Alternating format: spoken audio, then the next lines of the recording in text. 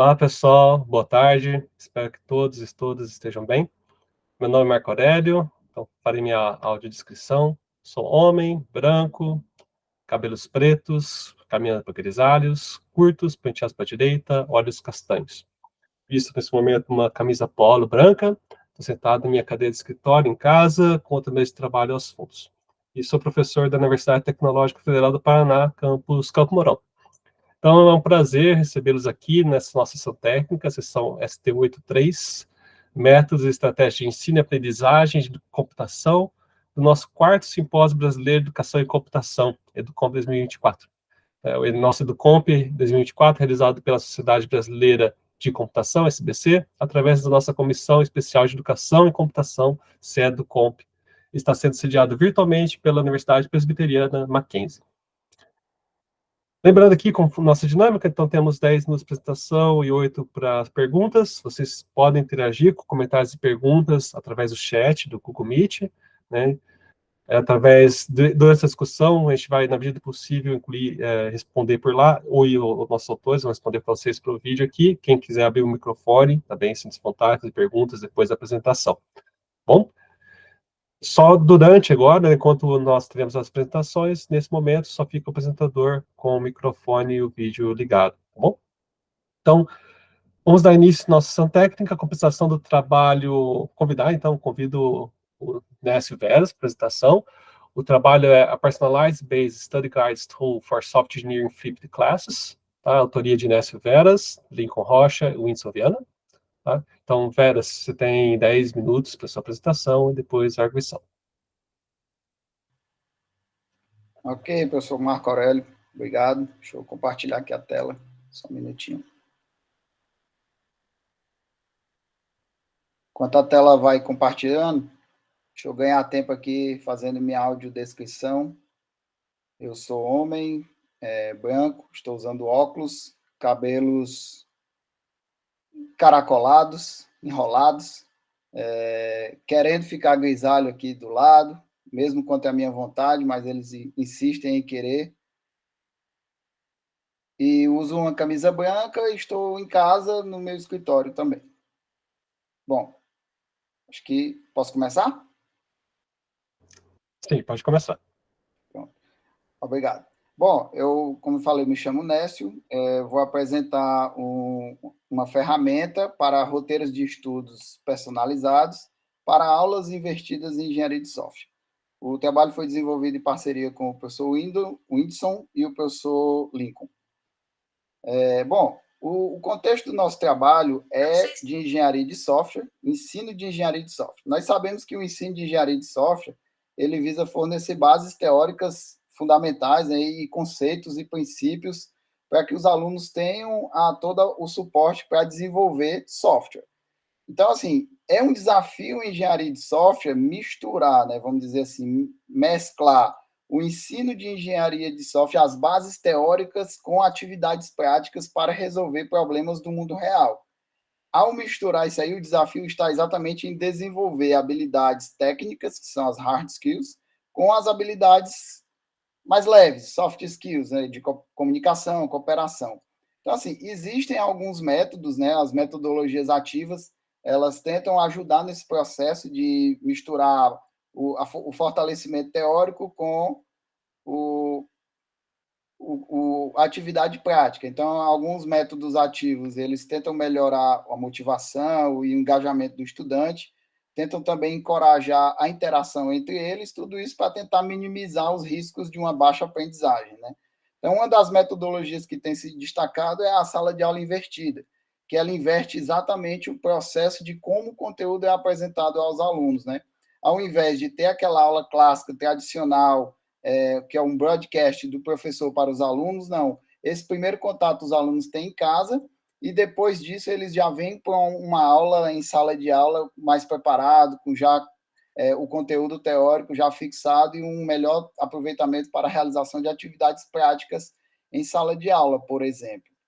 Então, uma das motivações do nosso trabalho foi pensar na sala de aula invertida, pensar que o aluno vai realizar um roteiro de estudo em casa E quando a gente pensa que esse roteiro de estudo pode ter técnicas de ensino adaptativo, por exemplo, com aprendizagem personalizada, onde cada aluno vai trilhar o seu próprio caminho, então isso nos motivou, né? Então a gente pensa em que tecnologias podem ajudar a personalizar esse caminho do estudante e ele pode chegar na sala de aula mais bem preparado, né? Com conteúdos adaptáveis ao seu perfil.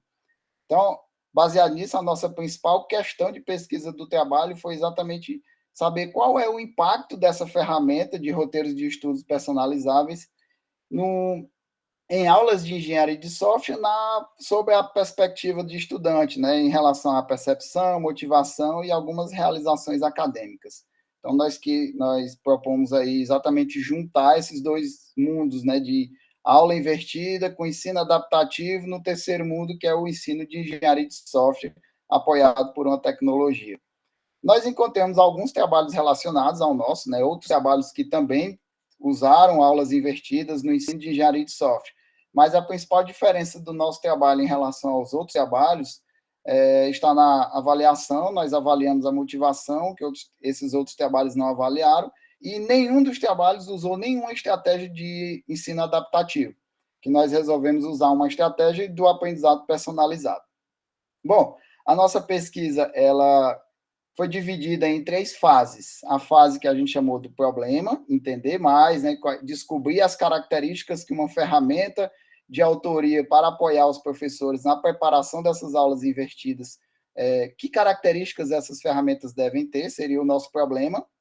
Fizemos um survey com pesquisadores de engenharia de software, inspirados numa revisão sistemática que nós fizemos anteriormente em outro trabalho. Depois disso, nós propomos uma solução, que é a própria ferramenta, e aí nós demonstramos a viabilidade de criar roteiros de estudos personalizados com essa ferramenta, isso está no nosso artigo, e avaliamos, né, exatamente os impactos que essa ferramenta pode causar a partir de aulas invertidas de engenharia de software. O nosso estudo aconteceu em setembro do ano passado e envolveu uma turma de alunos do curso técnico em engenharia de software, com 22 alunos. Bom, falar aqui um pouquinho da solução, o problema eu já falei, né? Fizemos um survey com pesquisadores espalhados no mundo inteiro, aí, baseado numa revisão de literatura que nós fizemos previamente.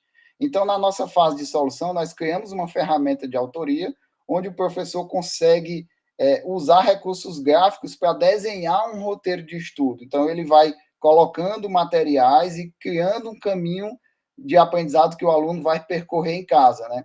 Esse caminho, ele inclui pontos de personalização, onde esses pontos podem se adaptar dependendo do perfil do aluno, né? Então, dependendo da performance do aluno ou do engajamento do aluno durante esse estudo. Então, nós avaliamos a terceira fase do nosso estudo, nós avaliamos a nossa ferramenta, na verdade, não avaliamos bem a ferramenta, mas o impacto que ela causou durante os estudos, né? Durante a aula, principalmente. Nós avaliamos sobre três perspectivas, todas do estudante, né? Mas sobre a percepção do estudante, a motivação do estudante e as realizações acadêmicas desse estudante. Sobre a percepção, nós investigamos a presença cognitiva, a presença do aprendiz e a aceitação de tecnologia. Sobre a motivação, o controle sobre suas próprias crenças de aprendizagem, depois a alta eficácia para aprendizagem e performance, e por último, a ansiedade em testes. E nas realizações nós avaliamos dois aspectos, o engajamento que ele teve principalmente no roteiro de estudo, antes da preparação da aula prática, e o aprendizagem depois de todo o conjunto da aula invertida. Bom, a nossa aula ela tinha basicamente três passos, né? O primeiro passo era, como eu falei, o roteiro de estudo, onde o aluno recebia um material previamente curado pelo professor, organizado no roteiro de estudo, aí ele usou a nossa ferramenta. O segundo passo era a aula, vamos dizer assim, a aula na sala de aula, né? Que poderia ter sido uma aula prática, uma aula expositiva. A ideia é que seja uma aula prática. No nosso caso, foram aulas práticas. E o terceiro passo, uma pós-atividade, após a aula, né, mais um fechamento da atividade, e aí entra a avaliação. Bom, fazer aqui um recorte dos nossos resultados. Sobre a percepção, nós percebemos aí uma taxa de aceitação de 85% na presença cognitiva, Então, os alunos receberam muito bem nesse aspecto a sala de aula com apoio da ferramenta.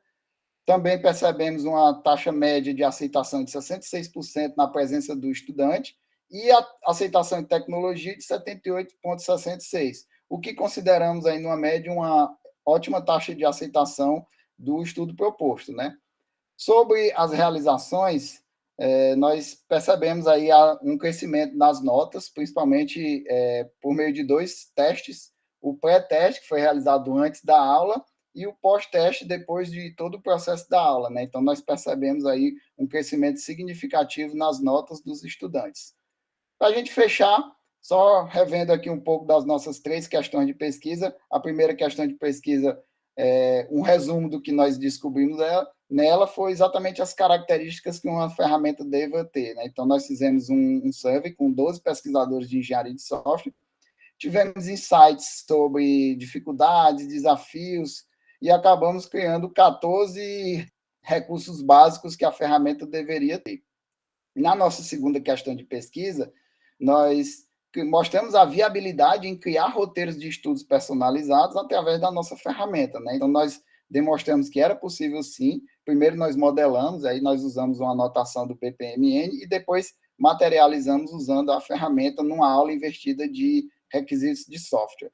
E, por último, na nossa terceira questão de pesquisa, que é a principal, os impactos, nós tivemos aí uma taxa de aceitação de 76% média da aceitação dos alunos, uma redução de 34% na ansiedade dos estudantes em testes, o que nós consideramos aí uma excelente taxa, né? Os alunos ficaram mais tranquilos, mais seguros, se sentiram mais confortáveis.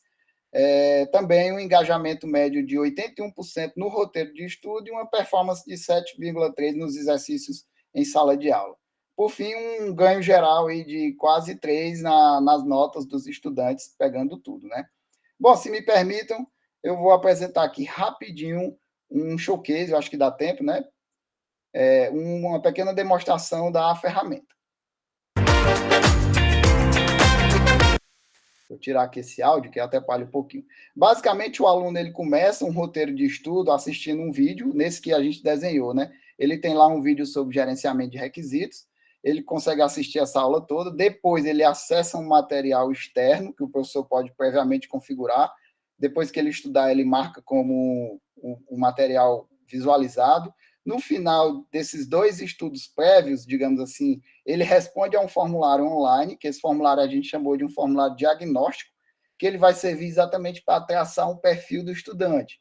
Com base na resposta desse estudante, o caminho ele é traçado. A gente consegue ver aí na imagem, pronto, aqui, deixa eu pausar bem aqui. Pronto, a gente consegue ver na imagem 3 caminhos possíveis depois do formulário, que aí vai depender do perfil do estudante, né? Então, vai depender da resposta, do que ele produziu. Assim, a ferramenta vai sendo construída. Bom, foi só uma pequena demonstração, um pequeno recorte aí do nosso trabalho. Espero que vocês tenham gostado. É isso. Obrigado.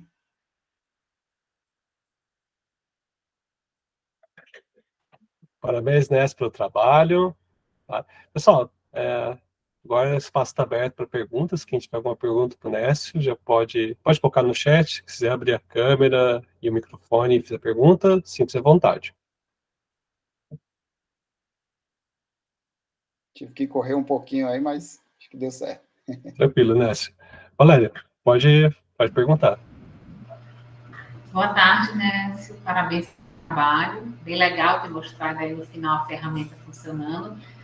Uma pergunta que eu tenho é sobre, você apresentou lá sobre a taxa de aceitação, né, dos alunos. Eu queria que você falasse um pouquinho do que eles gostaram, né, e do que eles não gostaram, né, e como é que é o direcionamento, né, e se a ferramenta está disponível para a gente usar.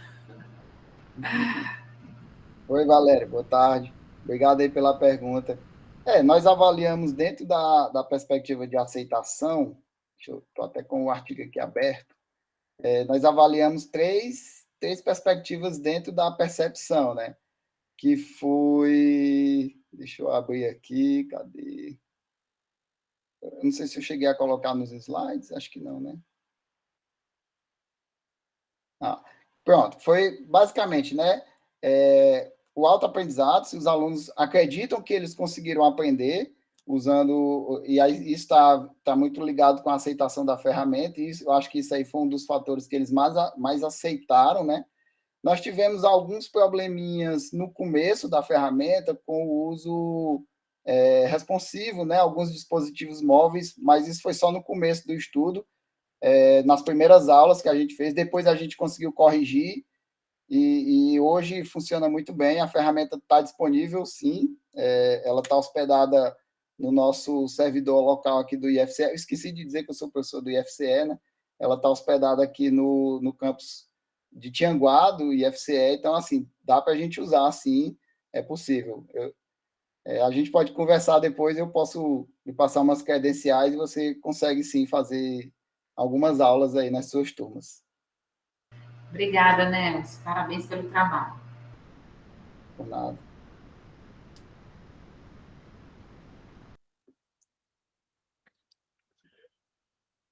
Caso tenham perguntas, podem fazer, pessoal. Enquanto isso, eu vou fazer uma pergunta então, para o Nécio. A gente viu bastante da ferramenta da perspectiva do estudante ali, assim, mas a gente tem se alimentado do conteúdo. Como funciona do ponto de vista do professor, da utilização dessa ferramenta, inserir conteúdo, fazer essa curadoria, né, essa inclusão? Boa pergunta. Voltei demais. Deixa eu só passar aqui. Aqui na imagem da ferramenta, não sei se dá para ver aqui do lado esquerdo um pouquinho, essa é a tela do professor, né? O professor ele consegue construir visualmente o roteiro, ele vai adicionando elementos, por exemplo, ele pode adicionar videoaulas, né? Ele pode adicionar materiais de leitura em PDF, ele pode adicionar links, ele pode adicionar formulários.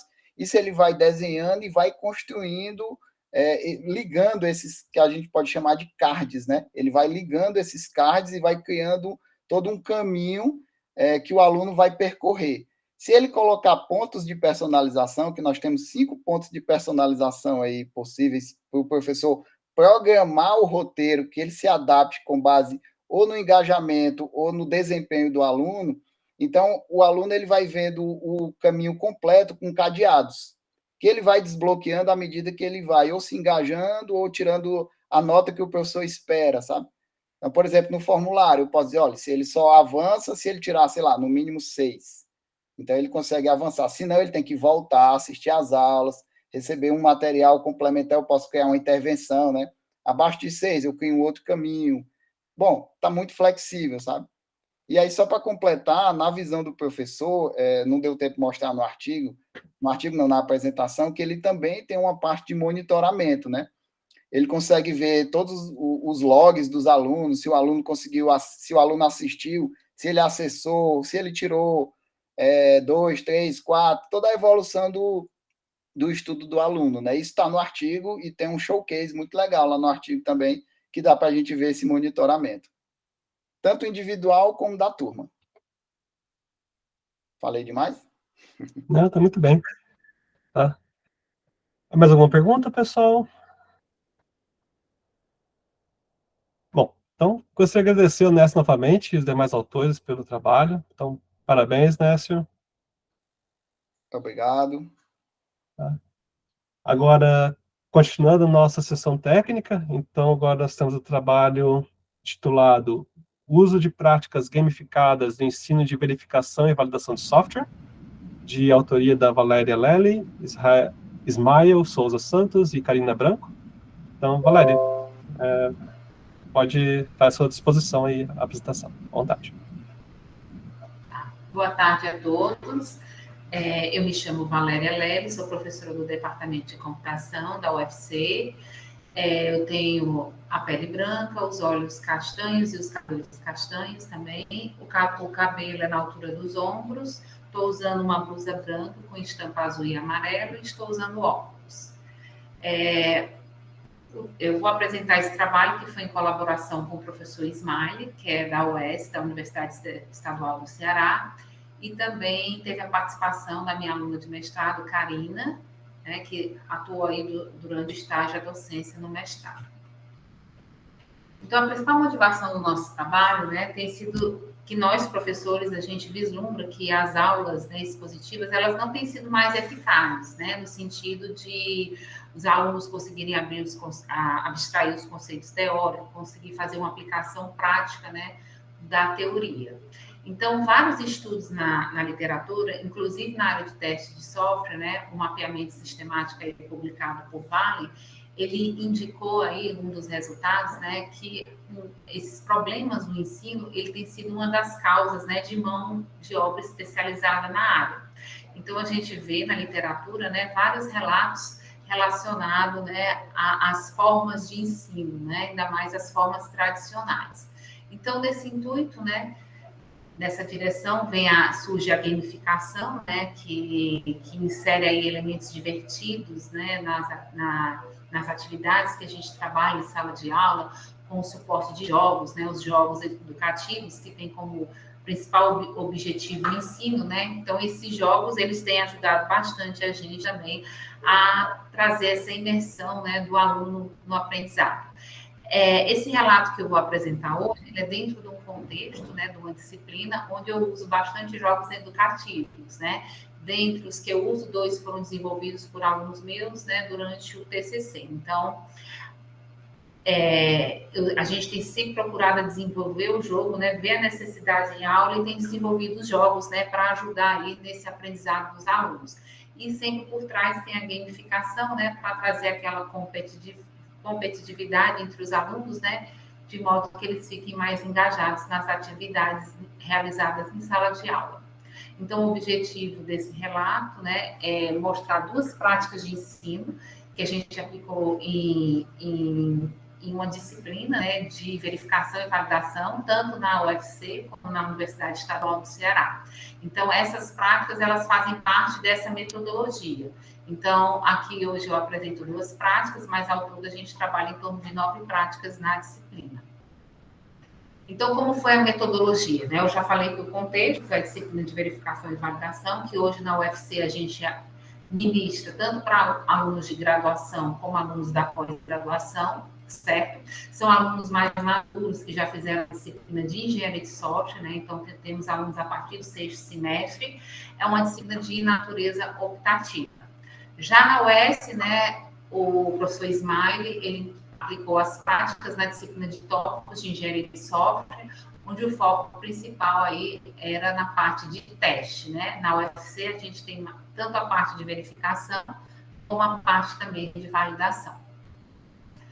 Então, essas 2 práticas, né, elas foram introduzidas mais no início da disciplina, né? Então, a gente começou pela prática 1, né? Então, a ordem, né, cronológica é essa mesma. A prática 1, né, a gente propôs para os alunos, né, um teste que a gente chama de ad hoc, né, que é um teste sem planejamento. Então, é logo no início, quando os alunos estão tendo contato com os primeiros conceitos, com a terminologia, tá? Então, os alunos faziam esse teste sem nenhum planejamento, só com conhecimento ali do sistema, nas instruções durante a prática, para identificar falhas, tá? Então, esse sistema que eles usaram é um sistema também que já foi desenvolvido, né, em um projeto que eu tenho na UFC. A segunda prática foi a elaboração do plano de verificação e validação, tá? Então, esse planejamento, né, os alunos trabalhavam em sala de aula, não precisa ser em laboratório. Então, primeiro a gente trabalhou a prática 01, depois a gente trabalhou a parte de conceitos, né, de processo, e executamos a prática 2. Então, a metodologia, ela seguiu 5 passos, né? As aulas teóricas, então a gente tinha 1 ou 2 aulas teóricas, em seguida fazia a prática, elaborava a prática, disponibilizava ou elaborava o material que era necessário para a prática, aplicava a prática e depois trazia um feedback de avaliação da prática para os alunos, mostrando as lições aprendidas. Então, na prática 1, o objetivo era identificar falhas tanto de requisitos funcionais e não funcionais por meio desse jogo, que é o UFC Code. Então, a gente conhecia o jogo, né? É um jogo que os alunos entram para resolver problemas usando o código Python. Então, os alunos submetem a resolução do problema, tá? Nesse jogo, e tem um juiz online que diz se o código está correto ou não. Como já são alunos do 6º semestre em diante, a maioria conhece Python, né? Aliás, todos conhecem Python, porque na UFC, as disciplinas introdutórias de programação, no curso de computação, ela é Python. Então, na disciplina, a gente viu que todo mundo conhecia o Python, então a gente optou por usar o UFC Code. E aí os alunos trabalhavam de forma individual, a prática foi durante 2 horas, né, durante uma aula, e no final eles produziam um artefato chamado relatório de incidentes, né? Incidentes porque depois o professor e os monitores verificavam se aqueles incidentes eles caracterizavam ou não falha, né? Então, cada incidente identificado pelo aluno, né, que era identificado como falha, valia 10 XP, né? Então, eles ganhavam os XPs de acordo com a quantidade de falhas que eles identificaram, tá? E a gente usa os pontos de experiência do usuário, né? Que no final da disciplina, ele entra como um bônus, né? Ele vai compor como um extra da nota, né? Não faz parte da média da nota, mas ele ajuda no final.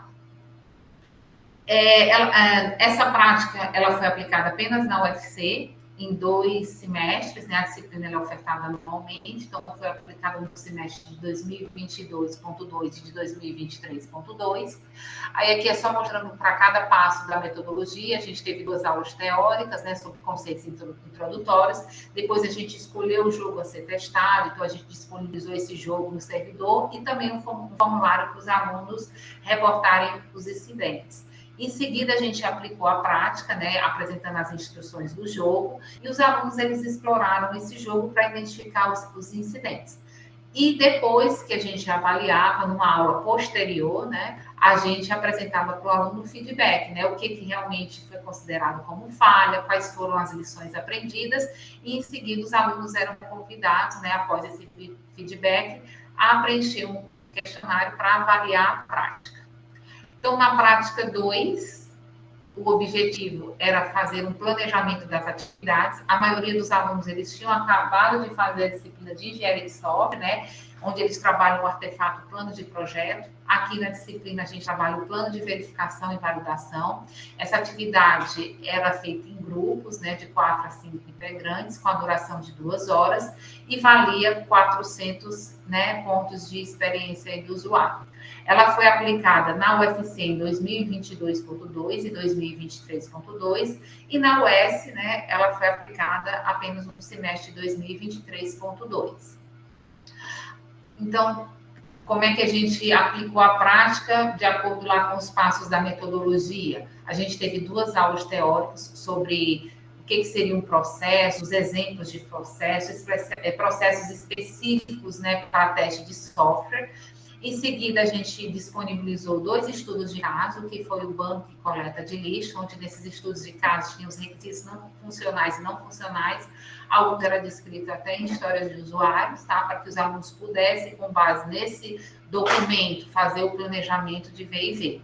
O material que a gente usou na prática foi papelaria, então essa prática para ser conduzida, né, fora do laboratório, diferente da prática 01. E na prática, os alunos tinham alguns critérios importantes. Como a gente está trabalhando com gamificação, é importante que esses critérios de avaliação eles fiquem claros, né, para os alunos. Então, os alunos sabiam exatamente o que eram as atividades obrigatórias. E da mesma forma da prática 1, né, em outra aula, a gente explicou o que seria, né, um plano de V&V, a gente apresentou as lições aprendidas e, em seguida, os alunos também foram convidados para avaliar a prática. Então, aqui, que agora não está ainda aqui. Pronto, né? Então, aqui só para mostrar os resultados, para a gente finalizar, foi elaborado esses dois questionários online, né? Alguns tinham algumas perguntas abertas e outras com perguntas na escala Likert. Então, em 2002, né, a gente, em relação à escala Likert, a gente perguntou se o conteúdo das aulas tinha sido satisfatório, se o tempo tinha sido adequado, né? E se as práticas, por exemplo, elas tinham ajudado no conhecimento da disciplina. E também perguntamos da monitoria, já que nesse ano a gente tinha 2 monitores de graduação e 3 alunos de pós-graduação ajudando na disciplina.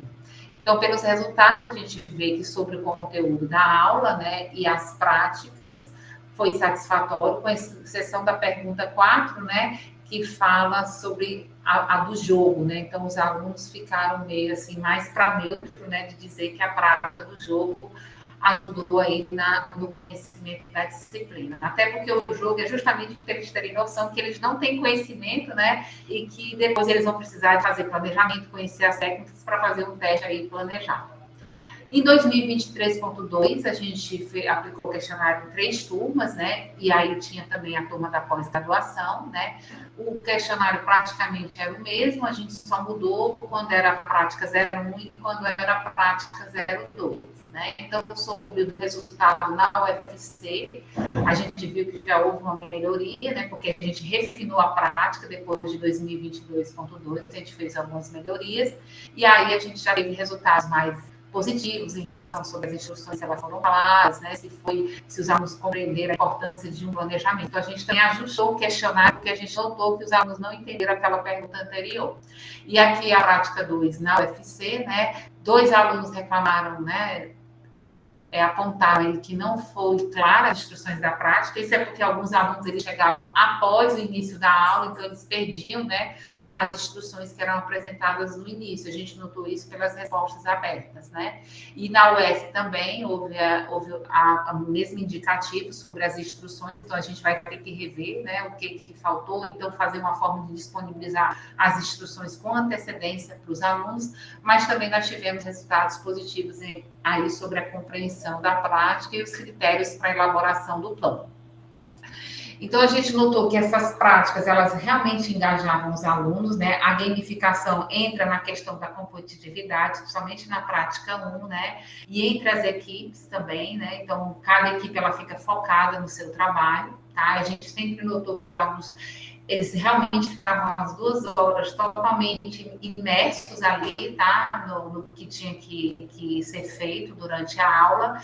E na prática, que havia alunos em colaboração, né? A gente viu que os alunos ficavam mais à vontade para comentar, né? Para sugerir ideias. Não deu tempo na apresentação, mas no artigo a gente traz 7 lições aprendidas sobre as práticas aplicadas, como os alunos comentavam que alguns não estudaram antes da prática, então isso fez diferença, né, na hora de trabalhar na prática, a questão da importância sobre a terminologia e os conceitos relacionados, gostaram bastante do feedback da prática que a gente dava ao final, né, nas aulas subsequentes.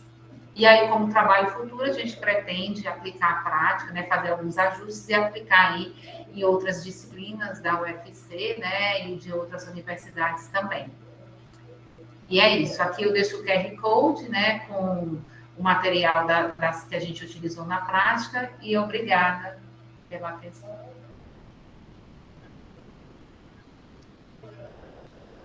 Parabéns, Valéria, pelo trabalho e contribuições. Perguntas, pessoal? O Jean tem uma pergunta, você quer fazer, Jean, ou prefere que eu leia? Tá.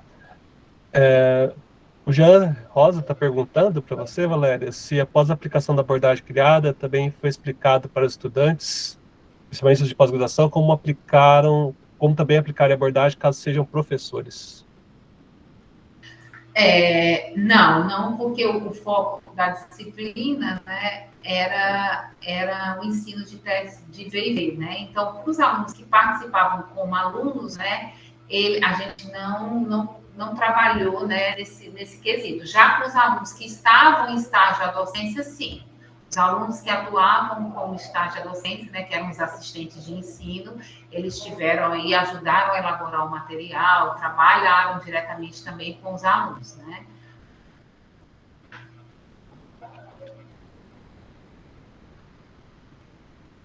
Mais perguntas?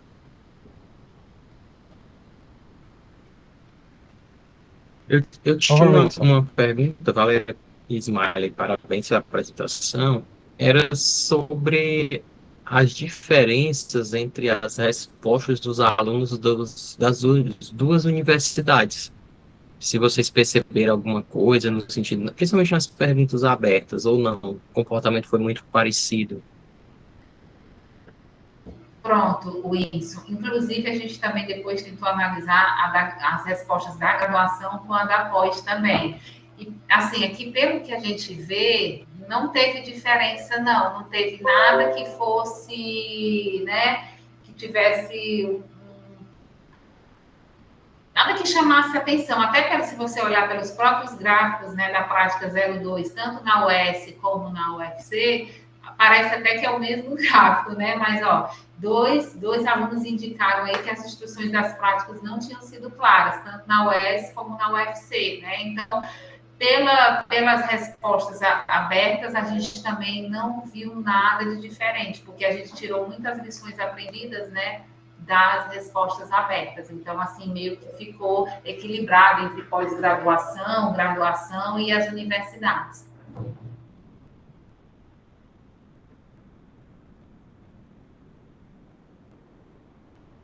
Eu acho que tem uma pergunta do Nécio. Obrigada, Valéria. Isso. Valéria, só acompanhando, o Jean só perguntou, né? A gente perguntado dos alunos da pós-graduação, e como você falou que teve estagiários, né? O que os estagiários de docência acharam da abordagem? Bom, um dos alunos está no artigo, né, que é a Karina, então, assim, eles gostam bastante, porque a gente sempre convida, né, para eles, na hora quando a gente está executando a prática, a gente sempre convida um aluno da pós para vir. Eles gostam bastante, eles acham que os alunos ficam realmente imersos, né?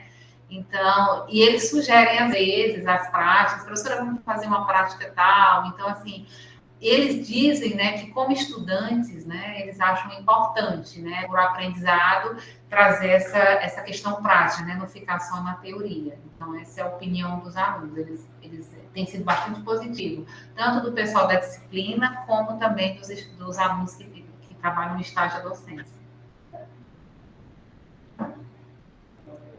Acho que ainda temos tempo para mais uma pergunta. O Nécio fez uma pergunta para você aqui. Se era possível replicar o jogo para um contexto diferente, disciplina de programação, por exemplo. Sim, sim. Inclusive, Nécio, esse jogo, o UFC Code, ele foi desenvolvido para as disciplinas introdutórias de programação, né? Então, como no jogo ele trabalha os módulos, né? Desde estrutura sequencial até, por exemplo, dicionários, né? Porque a gente trabalha também com Python. Ele foi projetado, né? Pensado para a disciplina introdutória de programação. Aí, com o tempo, eu passei a ver que eu poderia aplicar esse jogo na disciplina de verificação e validação que eu venho ministrando, né? Então, aí a gente criou a prática 01, que foi usar o UFC Code, porque tem vários bugs, porque foi um software desenvolvido pelos alunos, então tem vários bugs, né, conhecidos, e aí eu tenho um projeto à parte, e eu pego esse insumo, esse relatório gerado pelos alunos da disciplina, porque tem perfil também de alunos na disciplina, que eles são do mercado, tem analista de teste na disciplina, entendeu? Então, tem pessoas aí que já atuam na área de teste de software. Aí eu pego esse relatório final, compilo e passo para o pessoal consertar os bugs. Então, a gente trabalha em três momentos, né? Na disciplina de programação, na disciplina de V&V, e também esse relatório nos ajuda aí a melhorar o jogo, porque ele sugere bastante melhorias para o jogo, né? Não só bugs.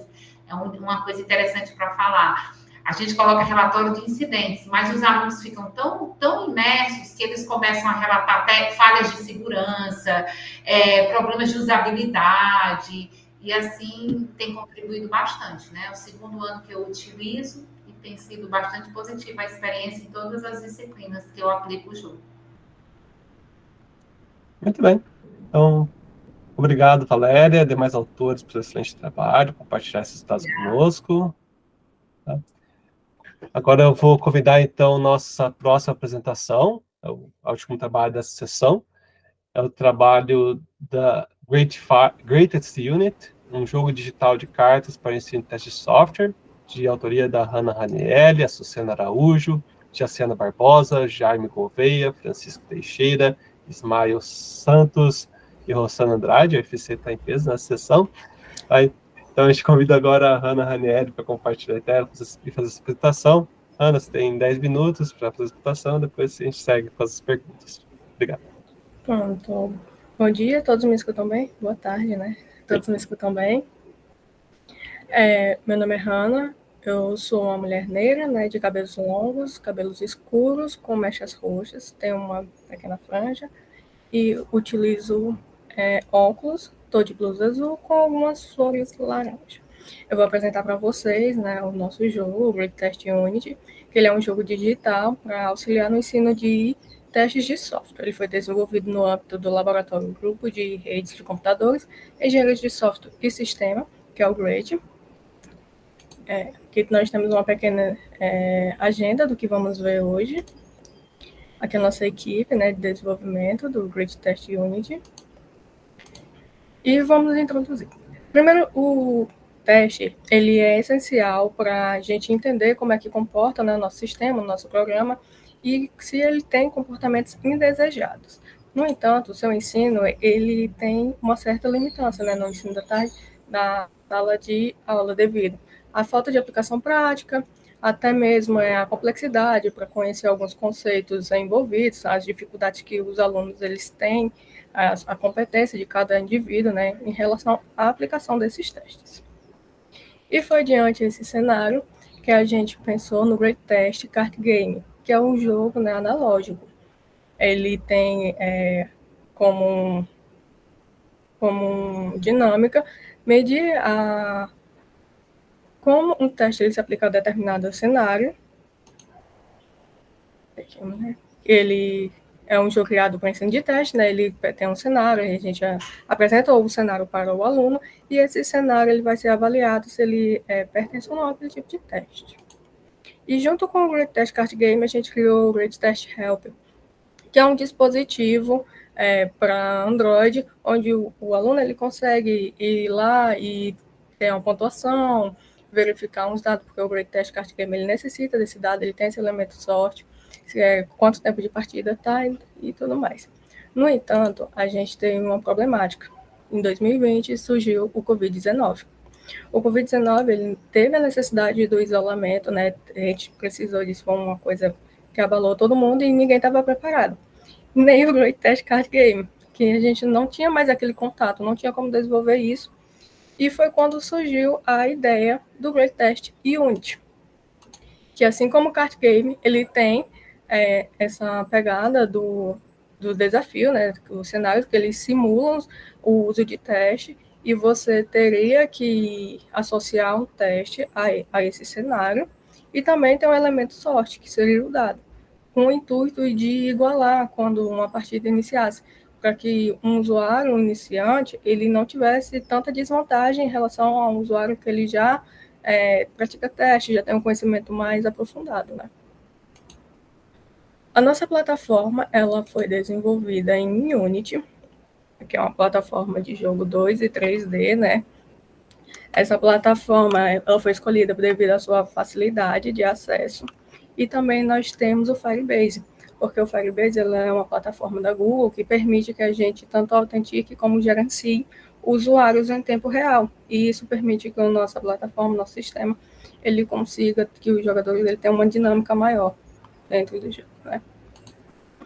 Ela está disponível tanto para Android quanto para Windows, e também há a possibilidade de utilizar ela em emuladores Android em computadores. A licença. A gente pensou na GNU GPL para que ele fosse um software livre e que os professores tivessem acesso, né, o corpo docente eles tivessem um acesso fácil, e o link dele está, o código-fonte, ele está disponibilizado no GitHub. E a personalização. Como ele foi pensado para a docência, né, para o auxílio, a gente pensou que os professores eles poderiam... Só um segundo, porque eu moro com minha avó. Ela é uma senhora e está me chamando.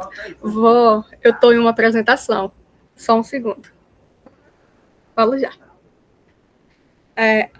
Desculpa. Aí a personalização.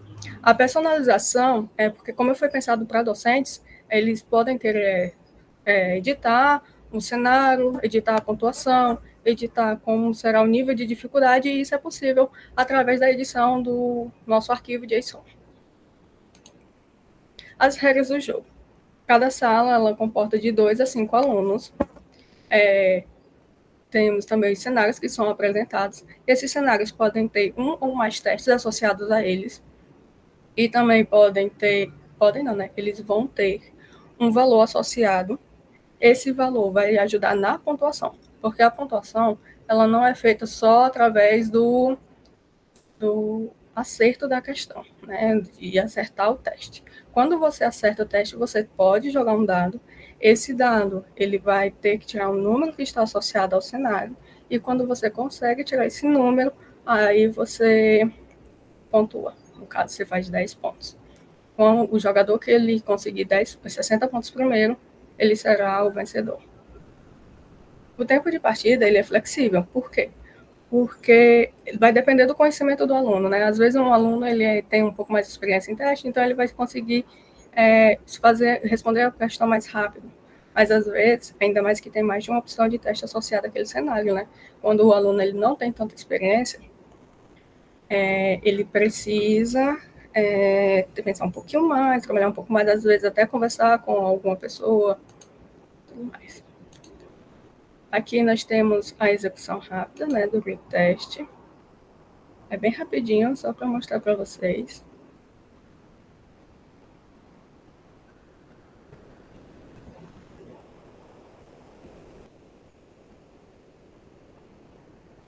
Nosso dado funcionando. E quando o usuário ele não consegue acertar, o dado não aparece, só aparece a questão para o próximo usuário responder. Tá indo no jogo de novo.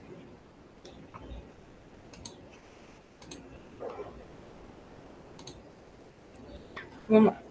A gente teve 2 avaliações, uma no campus de Russas, da Universidade Federal do Ceará, no campus de Russas, e outra no campus do PC, na turma de verificação e validação. Primeiro, houve a familiarização dos alunos com o break test, né? Entender o jogo, entender como é que funciona o dado, se eles tinham alguma dúvida da dinâmica, e eram respondidas essas dúvidas. Depois, houve uma partida, né? Eles tiveram que participar, entender como é que eles jogavam e tudo mais.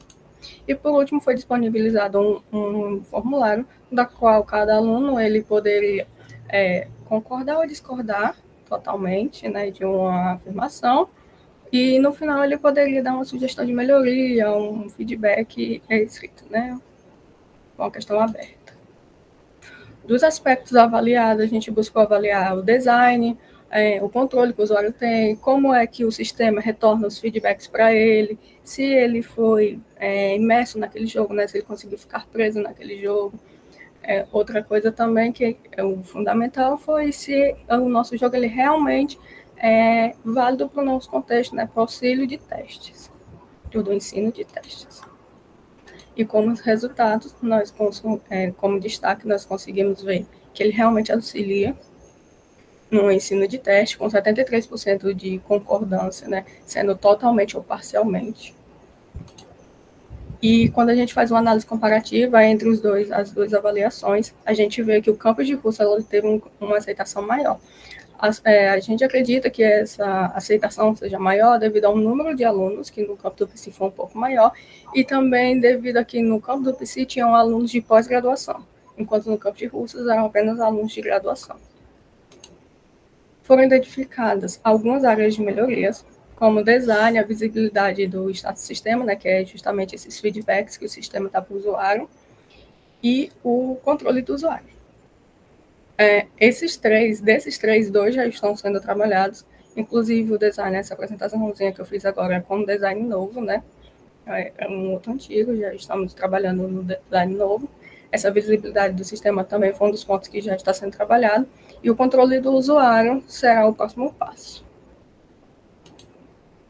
Como conclusão, tivemos que o Grade Test Unity, ele realmente pode auxiliar, né, o docente no ensino de teste na sala de aula, uma maneira mais dinâmica de aplicar, né, o ensino.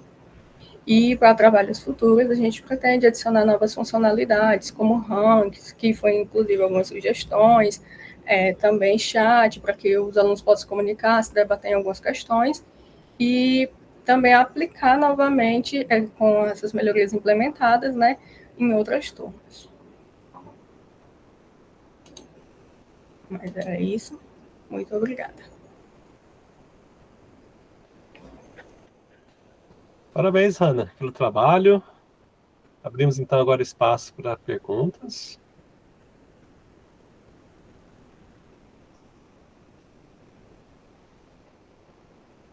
Enquanto não temos perguntas dos nossos colegas, fazer uma dúvida, que no artigo é citado o deck de bônus.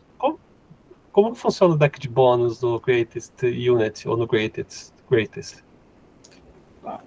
o Greatest Card Game, na verdade, é o bônus, né? É porque, assim, no Greatest Card Game, a gente tem 3 decks, que são realmente os de cenário, os de testes, que a pessoa pode escolher entre aqueles cenários, né, aqueles testes, e no verso do de teste, a gente tem a pontuação associada a cada cenário, e nós temos cartas bônus para auxiliar o aluno na hora de pensar. Por exemplo, ele tem um especialista, uma carta especialista, é a opinião de um especialista sobre aquela situação, ele tem várias situações, realmente recursos que podem auxiliar e tirar dúvidas dele durante a partida.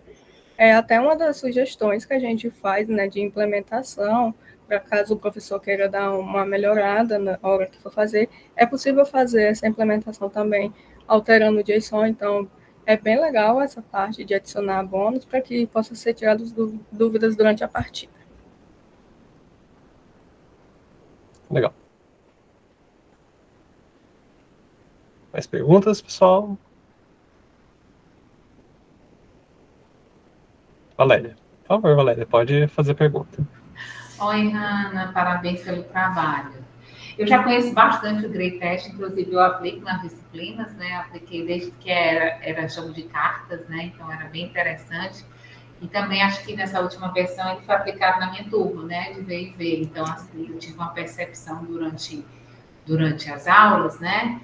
E os alunos também ficaram bem engajados aí no jogo, né? Agora, uma coisa que eu notei na disciplina é que a gente, na hora que estava aplicando o jogo, Hanna, eu acho que também deve estar no artigo, né?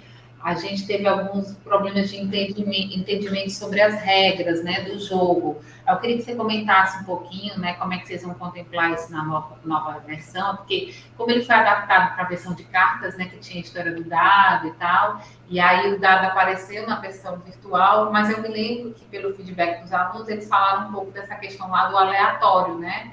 E aí, como você falou aí das melhorias, eu queria que você comentasse um pouquinho aí. E se o jogo já está disponível, né, para a gente poder usar, assim, porque eu lembro que foi uma coisa bem interna, a gente teve que instalar em cada máquina, né? Eu queria que você falasse também nesse sentido, como é que está essa questão aí de abertura do jogo, né, para a comunidade.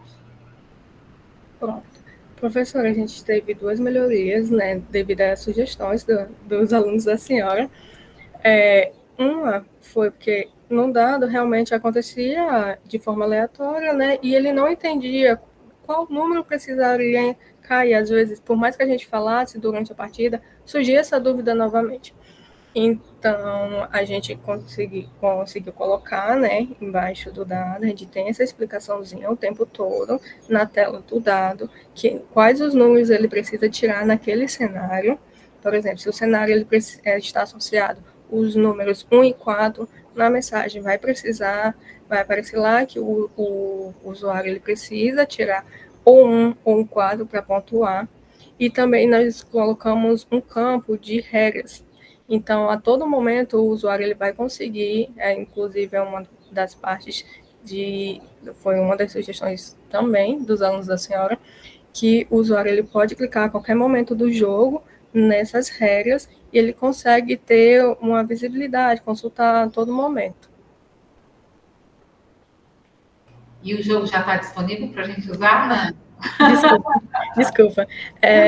Ainda não está disponível, porque a gente está implementando essas melhorias, né? Mas logo, logo vai. Agora, o código-fonte, ele está disponível sim, e eu posso até colocar o link aqui, se a senhora desejar. Ótimo, obrigada, Hanna. Eu sempre pergunto das aplicações, porque eu acho importante esses jogos, né? E o Greatest teve uma evolução bem grande, né? Desde a época que era de cartas, né? Eu acho que é um jogo que você pode usar tanto na disciplina de engenharia de software, como na disciplina de teste, né? Porque ele foca no ensino dos tipos de teste, né? É bem legal. Pois obrigada, Hanna, e parabéns pelo trabalho. Obrigada, professora. Aproveitando aqui as perguntas, a Maria Eugênia tem uma pergunta para você também, Hanna. A pergunta dela é que qual noção prévia os alunos tinham sobre os requisitos de desempenho? E sobre segurança, os alunos de graduação já tinham conhecimento prévio sobre segurança de software? Não entendi muito bem a pergunta, professor. Tá no chat. Sobre Primeira pergunta Foi pergunta sobre Os requisitos de requisitos de desempenho. desempenho do jogo, assim, os requisitos para as regras, a dinâmica do jogo, seria isso? Sim, sim. Primeiro a gente teve essa conversa com eles antes de aplicar, teve essa conversa com eles, teve esse cuidado de explicar. Só que como é algo muito dinâmico e é uma coisa, tipo assim, quando a gente fala, vai surgindo dúvidas posteriores durante a partida mesmo, aí acaba que surgiram dúvidas durante a partida. Foi uma das coisas que eles colocaram, né? Que, tipo, que por mais que tivesse tido essa conversa antes, eles tiveram dúvidas durante a partida. Aí, por isso a gente sentiu a necessidade de colocar essas regras, explicando a dinâmica do jogo dentro do próprio aplicativo. Eu sanei a dúvida da senhora. Mais uma pergunta, pessoal?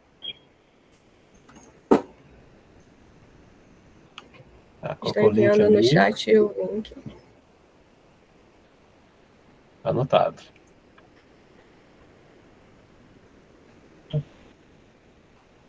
Bom, pessoal, se vocês não têm mais nenhuma pergunta, também estou satisfeito. Tá? Então, parabenizar novamente a Hanna, todos os demais colegas, autores do trabalho. Tá? Com isso também nós concluímos essa nossa sessão técnica 8.3. Eu creio que terminaram as sessões técnicas, a outra sessão técnica era um pouquinho mais curta. Tá? Mas ainda temos EduComp. Tá? Então, vamos ter ainda, daqui a pouco vai ter o concurso, os testes e dissertações, então eu convido todos para se caminharem para outra sala daqui a pouquinho, que começar o concurso. Depois teremos o encerramento e, na verdade, teremos a assembleia da Seducomp e depois o encerramento com as premiações. Então, aproveitem esse restante do simpósio e nos vemos até daqui a pouco nessas sessões. Até mais, pessoal.